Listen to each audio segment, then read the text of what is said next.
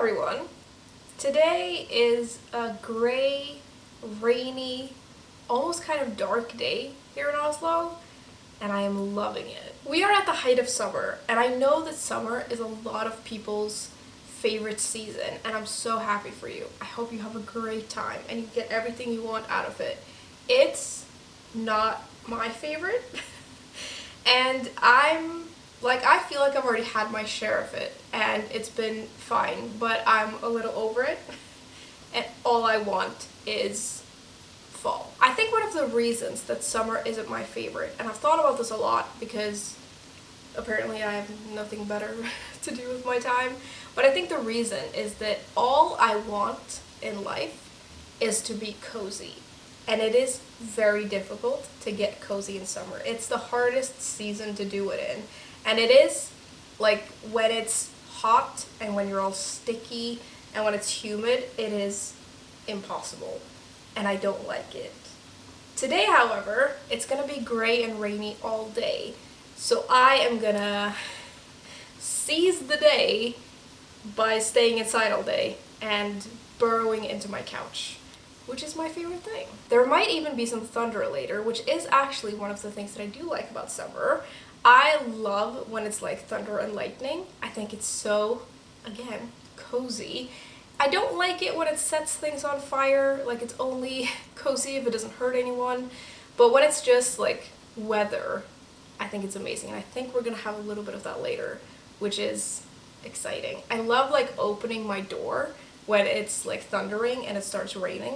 And it's really funny because I can see a lot of my neighbors. They open their doors when the weather is nice and then they close it when it rains. And I'm like the one person who will like open my door and all of my windows when the weather is bad. Also, this kind of weather is perfect for burning candles. And I like burn candles all year round anyway because I just love them.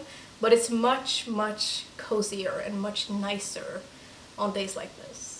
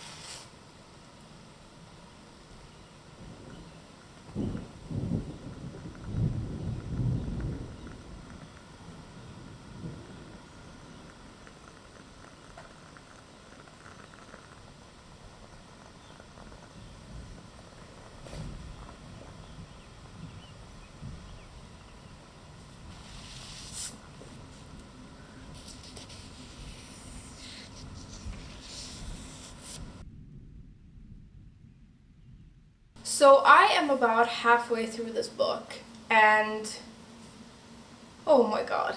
This is honestly so good. Like, I think it's such a good book so far. And I shouldn't really be that surprised because I've read another book by Boyne before. I've read A Ladder to the Sky, which I thought was amazing. I think I had just kind of forgotten what the writing was like and how good it is and the way that it hits me. And the way that it like describes characters is just beyond to me. And both A Ladder to the Sky and this book follow like a man through a significant part of his life. I think this one follows him throughout his whole life. Maybe A Ladder to the Sky does that as well. But the way that we get into these characters' heads, and it's, I mean, I don't really know how to describe it, but it's very, very good. In A Ladder to the Sky, the main character is a horrible man. Like, he does so many terrible things throughout the book. He's very unlikable, but very interesting to read about. In this one, we have a different kind of character where I don't know if he's likable necessarily, but he's not strictly unlikable, and he is just like struggling so much, and I feel so bad for him, and I just wish that he could live his authentic self, and you really get inside his head, and it really makes you sympathize with him, and he's a very different kind of character than in A Ladder to the Sky. It seems like John Boyne writes a lot of his books in like the 50s, 60s, 70s, and I'm pretty sure A Ladder to the Sky was also set partly in that time, and this is as well. And we follow this man who is gay, and he is struggling so much with that, and it's so incredibly sad. And he, like, I haven't even told you what the story is about. Let me tell you. So we actually meet our main character kind of when he's in his mother's womb, and we meet his mother, and she gets pregnant outside of marriage, and she's like basically cast out of her village, and she goes to a bigger city, and she has this boy, and she puts him up for adoption, and we meet him when he's been adopted by this quite rich couple who seem very indifferent to him. He like calls them by their first names, and his father is very, like, it's very important to him that everybody knows that his son is adopted and he's not a real Avery, which is their last name. And that's like a pretty big part of his childhood. And it's interesting because he says that he wasn't neglected, but he very obviously was. Like, emotionally, he was very badly neglected. And he grows up in this cold house, in this cold environment, and he's struggling to fit in, and throughout his teenage years, he realizes that he's not like everyone else. He doesn't feel the same way about girls that other people do, and he meets this boy named Julian, and they become best friends. But our main character loves him, and both loves him and is in love with him. And up until this point, all he's doing is trying to like find somewhere to put this love, because he can't tell his best friend, who is also a man, that he's in love with him. And this friend is a mess. He's all over the place. He's sleeping with every woman he can find. He's adventurous and extroverted, and he's quite different from the main character, but the main character just loves him. We see the main character through a lot of this. We've been in a period now where the best friend hasn't been a huge part of the main character's life, really, and the main character tells us about how he wants to sleep with people, as most people do, and it's illegal, so he is like going to all of these dangerous places and having like 10-minute sessions out in the forest, and it's really interesting because when I say it like that, it sounds a certain way, but the way that it's described in the book is really good. Like, the main character's need for affection and his desire, but then also he sort of reflects on the fact that those things are so shallow, and he also has this one particular experience with a man, and he actually brings him home, which he's never done before, and they wake up together, and he, like, it's so sad when he talks about, like, sure, I've slept with all of these people, but I feel like I've never had this experience that so many other people get to have, which includes, like, affection and comfort and just having someone to talk to in bed. And it's, oh my god, it's so sad. He's just such a desperately lonely character, and I am so invested in this guy. I feel a lot of things reading this book.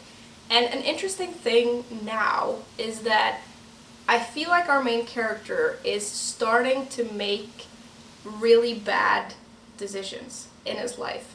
And I understand, it's one of those things where, like, you understand that he can't just tell people, but you also, like, where's the line for how much you can do and how much damage you can do to other people by keeping this secret?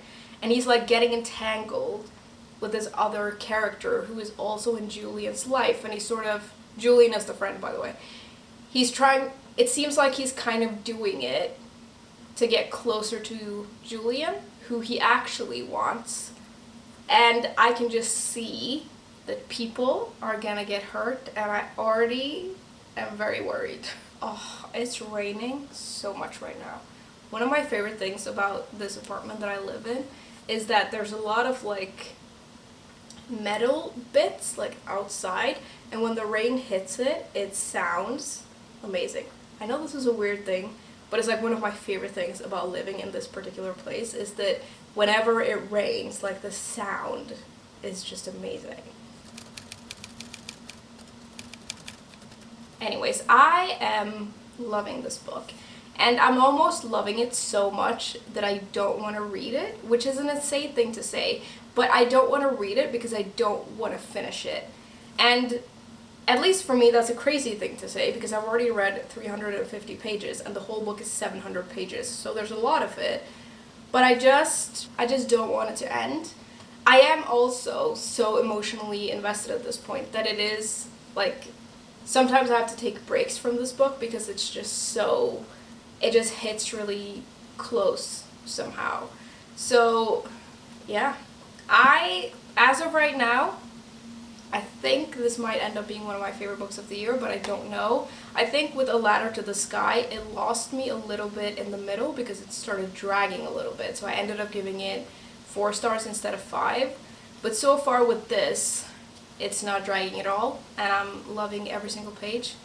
And it's just so good, and so sad, and depressing, but also beautiful. I am gonna take a little bit of a break from reading now, though, because I kind of just feel like watching a movie. I don't know what to watch yet, but I want to watch something nostalgic, something I've seen before. I have a tendency to rewatch movies more than I watch new movies. And I just want something cozy, light, and a little bit, like, summery-ish, if I can find it. So I'll have to find something to watch. And while I do that, I also want to do some crocheting. And let me show you my current crochet project, which I'm sure you're all very excited to see. So you probably can't see this very well, but I'm basically making this blanket, which is kind of like a granny square blanket, but it's like this shape. I don't know what this is called. Hexagonal? I don't know. But I'm making this blanket because I actually saw a recipe on TikTok that I am now obsessed with. And the thing is, I've only made, like, these so far, so these are obviously not finished, but these are all the squares or hexagons that I need. And this is just, like, the inner part of this.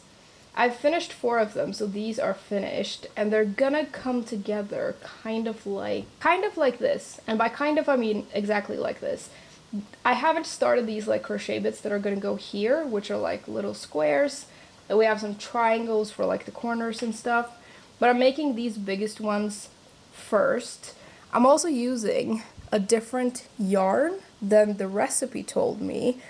So I think my blanket might be a little bit smaller and I might have to make, like, an extra row, but I don't know yet. This also isn't the colors that the recipe called for. I just wanted to make one with, like, a green type theme because green is my favorite color and it fits better in my apartment. And I'll put in a picture of, like, the picture from the actual recipe so you can see what it looks like when it's done. And I think this is just so beautiful, and I kind of want to make it in, like, all kinds of different colors now. When I've finished this, I kind of want to make one in, like, autumn colors. So, like, reds, oranges, browns, yellows, I think that would be amazing. I also have to say that I'm really enjoying this.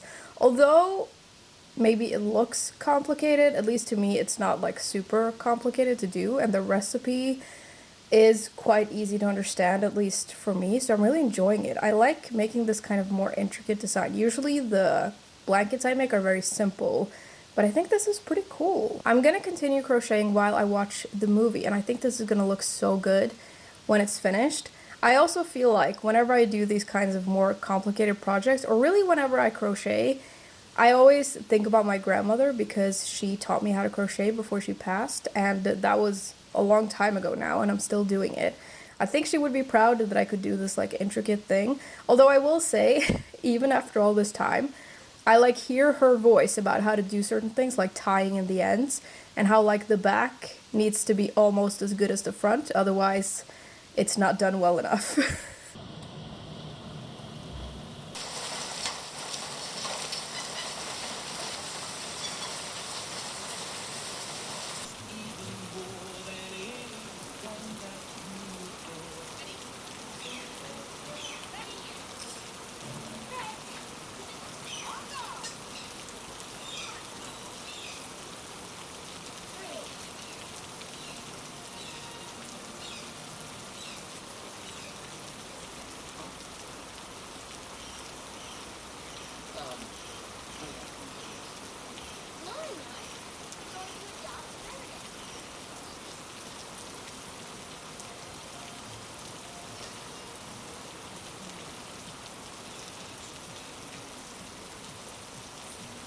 He's exactly the kind of man I always planned on marrying.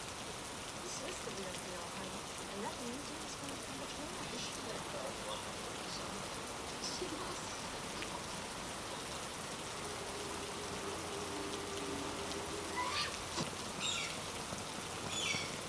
It has been ages since I watched The Parent Trap, but it felt like the perfect movie to watch today, and I had such a good time just watching it.